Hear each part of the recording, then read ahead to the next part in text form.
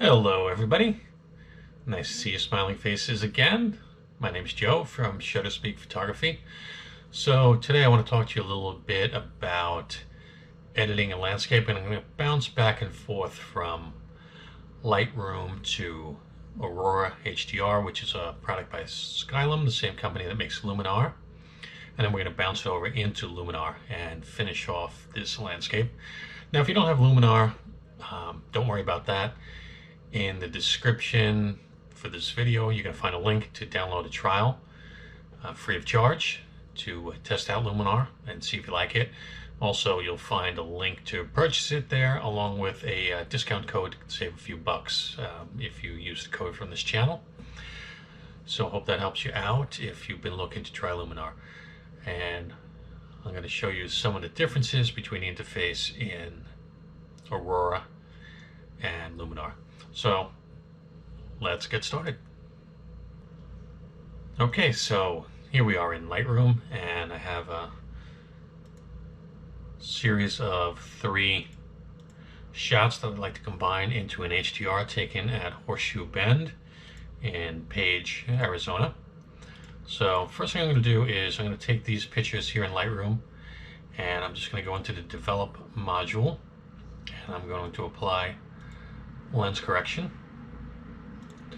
Same on this one, and the same on my third image here. Okay, this was shot with the Tamron 15 to 30 millimeter lens on a Nikon D850. That's all I'm going to do, and I'm going to take these and I'm going to export them to Aurora. Oops, come back. Aurora HDR, edit a copy with Lightroom adjustments. And that should bounce us over. What it's going to do is it's going to make a TIFF of all 3 of those with the lens correction applied. And it's going to bounce us here into Aurora HDR. So these photos were taken on a tripod, so I don't really need to worry about auto alignment. But if you were hand holding, you definitely want to check that. And I would check this little gear here. And ghost reduction is a great feature if you have something that had moved, like clouds, cars, water, boats, things like that, people, in your bracketed set of photos. Also, chromatic aberration reduction, also a nice thing, so I'm going to check that. I don't need ghost reduction, again, take it on a tripod, so we're good. And now I just click Create HDR. And Aurora is going to combine those images, taking the dynamic range from each of the 3 and combining those 3 photos into one image. And there we go. Okay, so the first thing I like to do is just open up the Looks panel. So you just click this 3 little dots with a dash icon up here on the top. And from here we have a bunch of different collections of presets that we can apply to the image, and as you hit them you'll see the change reflected as to how they're going to affect your image. And they're basically like, just, I view this as a jumping off point, a starting point. Some of them are great, some of them are way too much, and some of them aren't enough at all. Okay, I happen to like this sky enhancer exterior, and so what I'm going to do is I'm going to select this look. Now you can reduce the effect that it has on your image here by using the slider, but I think it looks okay like that. And once I have that, now I'm just going to close this panel and make sure that we're fit to screen, which I think we are. Okay, and now what we can do is we start working on this photo here in the panel on the right. And I gotta tell you, I think Skylum did a great job with this interface, and I personally prefer this interface to the Luminar 4.2 interface. It just makes more sense to me. The structure of the way all the tools are just laid out on the right side, and the way the layers work, it just makes more sense to me. There's less tools that kind of bounce between the top and the right and the left. It just, like I said, it flows and makes more sense. I really hope as Luminar progresses, they take some of the structure of the layout here to Aurora and bring that over to Luminar so that the two programs work the same. Now, unfortunately, I don't think there's also any way for us to bounce back and forth. So when I finish this here in Skylum Aurora, it would be nice to bounce this right into Luminar, but there doesn't seem to be a way as far as I know to do that. And if you do know of a way to do that, by all means, leave it in the comments box. But that's why I'm using Lightroom, and I would use Lightroom anyway. I love Lightroom. I don't think there's a product out there that's better for cataloging and organizing your images. And if I'm doing a paid assignment and I have a big workflow with an event or a concert or a sports event, that's where my images are going, because I can get work done in Lightroom quickly. But this is fun. We're out at Horseshoe Bend. It's a landscape. You can take your time on it. You're going to make one great image out of this series of shots that we took this particular afternoon. Maybe one or two. And so I don't mind taking the time to bounce between 3 different programs to get the job done. So we could just go through the filters menu here. We're on the base layer now, okay? And this is the file name. And we actually can't rename, well, we could rename that. We could rename it background or base, but if we wanted to, but we don't really need to. Okay, so here are all our tools that are available to us, but I'm not going to apply anything to this background layer. It's not really the way I like to work in Luminar. I'm sorry, in Aurora. So I like to use the layers. So I'm going to create a new adjustment layer. Okay, and the first thing I'm going to do is I'm just going to work on a little bit of these the structure in here. Okay, so we'll go down to take a look at saturation. We can pump up the saturation a little bit. Vibrance, which is pretty much very similar. Difference between saturation and vibrance: when we increase saturation, we're increasing the saturation of all colors across the spectrum. With the vibrance generally doesn't increase saturation of skin tones, and that's really what the difference is there. We can add a little color contrast. Okay, and I'm gonna rename this color. And yes, this is still Broken Arm edition, so I'm still working one-handed here. So just kind of go with me on it. So I don't know if I spelled it. No, I didn't spell it right. Okay. Let's see if we can get that C in there. Color. There we go. Okay, color. So now we know that everything on this layer is just going to be color adjustments. Okay. And tone curve. Let's see if we can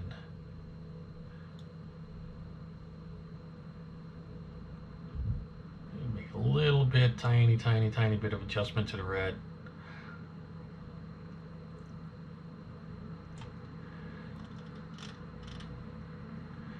And let's see how that looks. So the only thing we're going to do, like I said, is just tune the colors.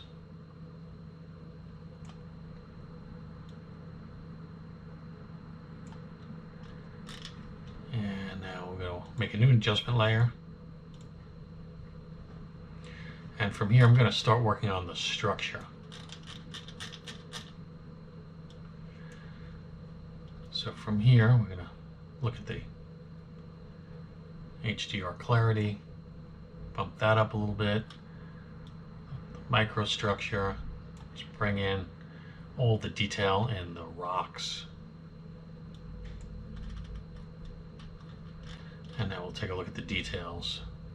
You gotta be careful with this because we can go overboard with this real easy, and that's just not a look that we're looking for.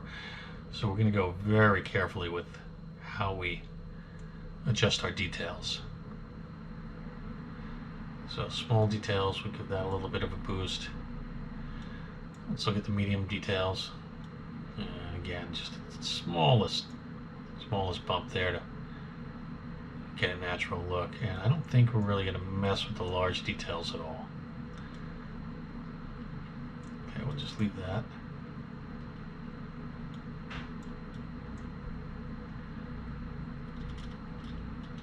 And that looks good. So we're going to call this layer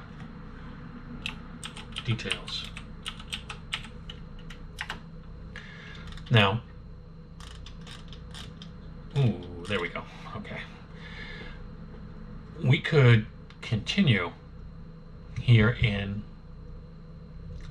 Aurora, and we could work the sky and the colors and bring in a bit more of the blues, a bit more structure of the clouds, but the tools in Luminar are going to do a fantastic job. So I think what we're going to do is we're just going to bring a little bit of the structure down a little bit. So I think it's a little bit too much, actually. That might be a little bit better. We added a little too much there. And I'm going to bring this back into Lightroom, and then we're going to bounce it over to Luminar. And one of the things that I really love, and I'm just going to show you this really quick before we bounce. I'm going to make another adjustment layer. And let's say, for example, we wanted to take a look at just the sky. So we want to apply like a polarizing filter, okay? And we want to just really affect the sky. And the nice thing about the way this program works is now I can just come right up here and say brush, and I can take now my brush, let's set the opacity 75, brush size, make it a little bit bigger, and now I can just start painting, and wherever I paint, that's where the effect is going to be brushed in, and everywhere else the effect is not applied. So now I've just brushed that in, and let's take a look at it. And you can see that's where the effect is, and only there. And that's one of the things that I really love about this interface, and you can see right here where the mask is. Okay, and I could name this sky. And to me, the system for layers in Aurora, just it flows really nicely. It just makes sense, and it makes working in this program an absolute pleasure. I'm gonna kill this though, because we're gonna not use this layer. We're gonna use we're gonna delete this layer. We're gonna use Luminar to finish off the sky and the rest of this image. So I'm gonna hit apply, and it's gonna bump us back into Lightroom with our settings now applied to a TIFF image, which is going to be a combination of these three images combined. And then we're going to bounce that over to Luminar 4.2, and we're going to work on the sky and some other things from within that program. Okay, so exporting, and soon enough. So anyway, how's your weekend been? Mine's been pretty good. Starting to feel a little bit better. Hurts a little bit less every day. Not a bad thing. Let's see, did we bounce back? Not yet. Not yet. And here it comes. Okay, so there it is.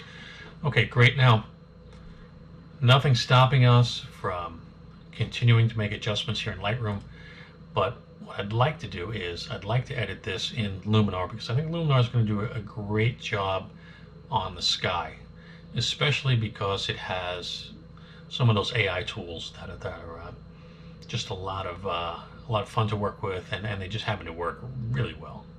So let's bring this over to Luminar 4, and away we go. We're going to edit the original because we haven't touched this in Lightroom, so we can use the original. And Luminar 4.2 opens up for us, and here it comes. And there it is. All right, so again, the interface here I find a little bit clunky. We have tools here, we have tools here, we have tools here, and we have layers here. I really prefer the layout of the tools in Aurora, and I hope that somebody at Skylum figures out, hey, you know what, it's probably not a bad idea to unify our products and have one layout across our products to make usability just a heck of a lot better, a lot easier, and easier to understand. But that being said, that's not the way it is. So I'm going to go over here first and do some corrections. Okay, so we're going to use the erase tool. We got a little bit of a spot that was probably on the lens right there, so let's fix that. And we have to come over here and say done. Now our side panel disappears, our tools are up here, we say done. It's one of the things that doesn't thrill me about Luminar, but you can live with it. Okay, so it erases and it fixes that, and it does a great job. And now we have this lens flare down here that I'm not thrilled with. So let's go ahead and erase that as well, and we'll see how that works. We're going to make this a little bit bigger, and we're going to brush this in right here.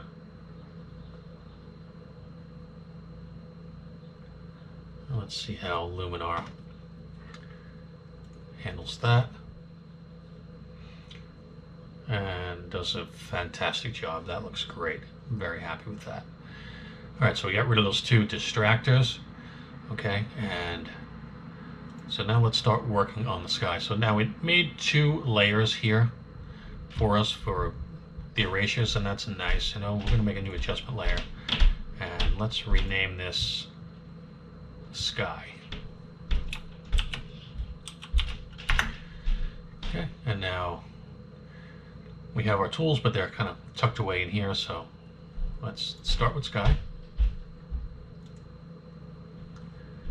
And here we go. So we can control the temperature. I think I'd like to warm this a little bit. And that's going to look nice. And we use the AI Sky Enhancer. And that looks real nice right there. Somewhere around there. Okay. Structure is good. We'll get to that in a different layer. Now, truth be told, I probably should not mess with the temperature here, because in doing so, it kind of affects the rest of the image. So what I'm going to do is I'm just going to mask this in, because really this is just the sky layer, as we mentioned. All right, so get the opacity up to 100. Again, it's one of my pet peeves. So opacity is always at 50 in Luminar. Why? I really couldn't guess. So you always have to reset that every time. So let's take a look at that and see what that looks like. That is pretty good. Missed a little spot there. Missed a little spot there, but overall that's a good looking mask there. And I'm happy with that. Okay. So we've just warmed the sky a little bit. We've done a little bit of enhancement. Let's come down here. We're not going to do any sky replacement on this, and it's not even available. It's one of these very strange things with Luminar. Generally, when it's grayed out, that means some other, well, it's supposed to mean that it can't identify where the sky is in the photo, or the sky is blurry, or there's not enough sky. I tend to find, at least on the Windows version, that when you apply other AI tools to the sky replacement is off the board. I wouldn't have done it anyway, and augmented sky would be adding objects. Again, it's not even going to let us do it. Sun rays, we already have sun rays, so we're not going to mess with the sun rays. That's just fine. We could add a little drama, but again, in terms of everything here, I think that we're looking pretty good with the sky. So let's see how that affects. Ooh, no, I'm not going to do that. All right, so now let's take another layer, and we're going to call this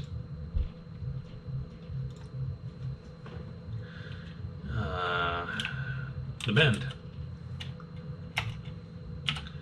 And we'll start working on now the lower portion of the image, which is just down here. Okay, so Let's look at the temperature a little bit. See how that feels. Actually, that feels kind of nice. Okay, I like it a little bit warmer. See how the smart contrast works.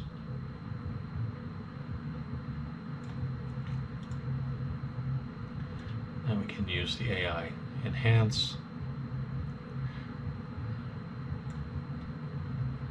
And we're gonna just make sure that this is just affecting the lower part of our image by just painting this in.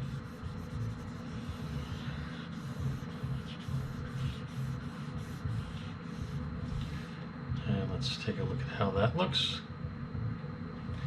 And once again, at 50%, why? I really couldn't say. Make it a little bit bigger. And we'll just go over this again.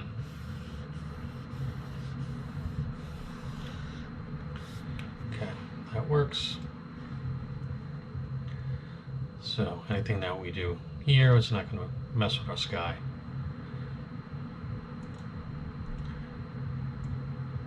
So that looks good there. And let's take a look at the structure. And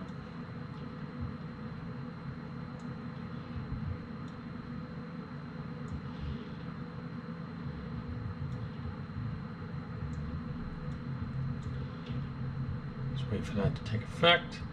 That looks nice. Again, here we can play around with the color. I don't think that we really need to mess with the color all that much. Detail enhancement, it's looking pretty good, but maybe the AI can work the small details a little bit. Not going to denoise, and we're not going to vignette yet, but we will vignette. So that's looking not so bad. Now, what I'd like to do is just, since we're on this layer, we're going to brush in this layer to make sure that nothing that I did affected the sky, which I know it did. You can see it already taking effect. Let's do this a second time because you know we're at 50%. And there we go. Because I didn't change it. I was lazy. My fault. Okay. So now let's add another adjustment layer. And I'm going to take this area that's a little bit too bright and we're going to try and darken that area. Now the sun's coming this way, of course it makes sense that this area is bright, but it's just a little bit too bright for this image, and it's a little bit, I find it a little bit distracting, so we'll call this a darken. And let's see if we put the mask in right away. Maybe this would make a little bit more sense. Probably a better way to go. So let's brush this in right here. Use the pen, make it a little easier.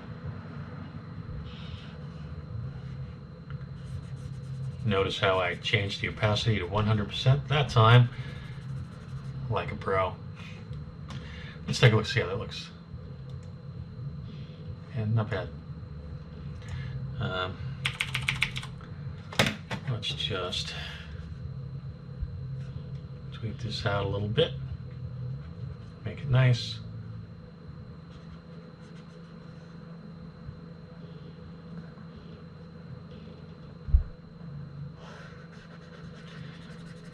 That we went a little too far over here, so let's get rid of some of this.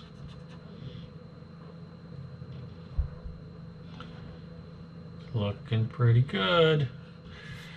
Okay, let's shut the mask. Well, we're not really shutting off the mask, we're just shutting off the display of where the mask is.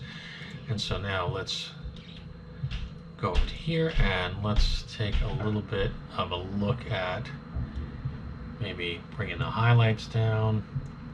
That's not doing much. How about the exposure? All right, so that's better. I'm gonna bring it down too much. And that just darkens it out a little bit. And that's kind of nice. Okay.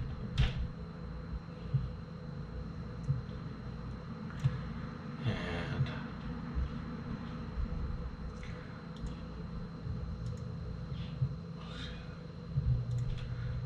take a look at the contrast a little bit quick. No. No, no.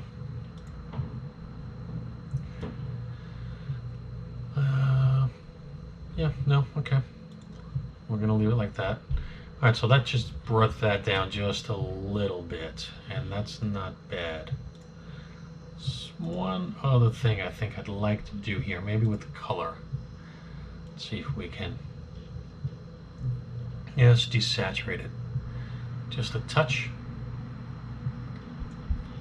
Yeah, that's pretty good. So that's looking a lot better. So let's just take a look at before, the after. Before, after. So it's subtle, but it works for us, okay? And I think maybe now we'll add our, look at maybe adding a color lookup table. Essentially what we'll be doing is color grading this photo. So here we are. And now let's take a look at some of these more cinematic tones. That's gonna be pretty decent. It's a little too cool.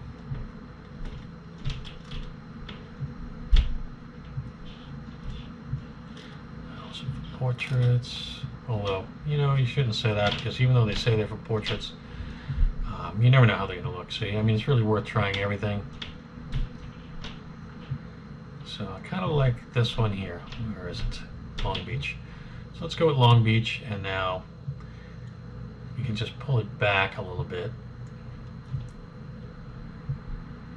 And now let's just see how that looks. After, it gives it a little bit of a interesting color. Let's name this LUT for lookup table. So we know that's the LUT. Now we're gonna once again add another adjustment layer, and let's add some vignetting to this. Here we are down here. Okay, and there we go.